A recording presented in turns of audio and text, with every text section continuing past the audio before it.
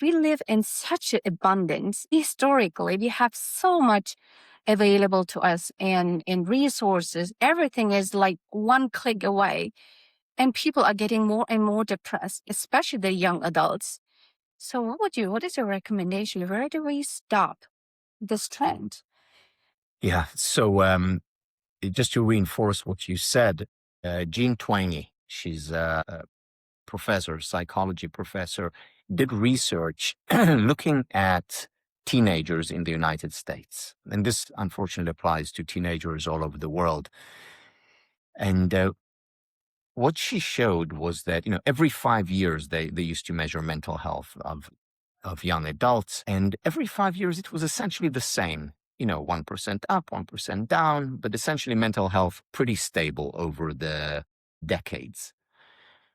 Until now, when she checked now, compared to 5 years ago, depression rates went up by over 30% and suicide rates went up by over 30%. It's unbelievable. Associated with that, loneliness levels went up significantly. Why is that? And when she looked at the data for the explanation, she found one thing. And in her words, the ascendance, the rise of the smartphone. Oh my gosh. Yes. Yes. And so, the kids that are always, glued to this, become dependent on it, are experiencing unhappiness, loneliness, depression. And the question is, what do we do? What's the antidote? Yes. So many schools are doing it now, thanks to the work of John Hyatt and others. They are getting rid of smartphones, no phone policy in school. How do we do it in your own family? I'm very curious. Yeah, so in our family, first of all, it's not easy. It's not easy because everyone around us uses it, but we have very strict limitations. It's a lot easier if the kids' school vanishes it.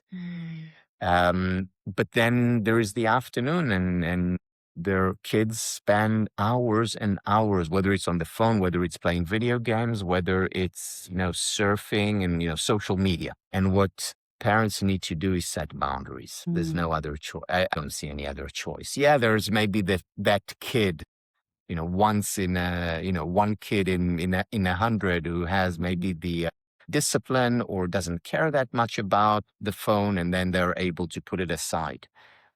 But most kids can't, and I don't blame them. I tell it to my kids. I say to them, look, they're very, very smart people in Silicon Valley or wherever they are, with one focus. How can they keep you there for as long as possible? It's their one goal. Because the currency is eyeballs. They need your eyeballs on that screen. Yes. And they find great ways, because every time you look at it, whether it's a news feed or a new article that's connected to an article or a short video that you watch connected to it, it's there to absorb you, to bring you in. Yes. And it gives you a dopamine rush every time, a spike. It is an addiction. It becomes literally, it's an addiction. And then it's very difficult to get rid of it. Yeah. And what we need is boundaries. I'll give you, another example that doesn't just apply to kids, it applies to us. So I give a lecture on this topic, and I ask the audience, and I've done it in audiences around the world. I always get the same responses. I ask them, put your hand up if you feel like you're addicted to the phone. And just about everyone puts their hand up. And then I say, now leave your hand up if you would like to get rid of that addiction. And just about everyone, I realize it's an addiction. I realize it's not good for me. I want to get rid of it. Yeah, of course. Okay. Then I say to them, okay, put your hand down. Now I have another question. Put your hand up if you go to sleep and your phone is right next to you. Yes. Yeah, just about everyone puts their hand up. And I say, now imagine if my questions were just a little bit different. And let's say they were around alcohol. And I would say to a group, and let's say you were all alcoholics. Just imagine. So you would put your hand up and, yes, I'm an alcoholic. I want to get rid of it. And then the next question, would you go to sleep with a bottle of whiskey right next to you? Of course So not. Of tempting. course not. Yeah, but I would keep it all from me. Mhm. I would, The if I want to get rid of an addiction, I keep that object of addiction away from me. away And from yet we go to sleep with our phone right Do you next to leave your us. phone in the other room? Yes, Oh, that is so absolutely. brilliant. And we have a box for my birthday a few years ago. I asked my kids to get me a nice box, and they did. And I like Chinese drawing, so it has a beautiful Chinese drawing on it. And the box is outside, and we put our phone in there when we go to bed because we don't go to sleep with a bottle of whiskey next to us if we want to get rid of alcoholism. That's right.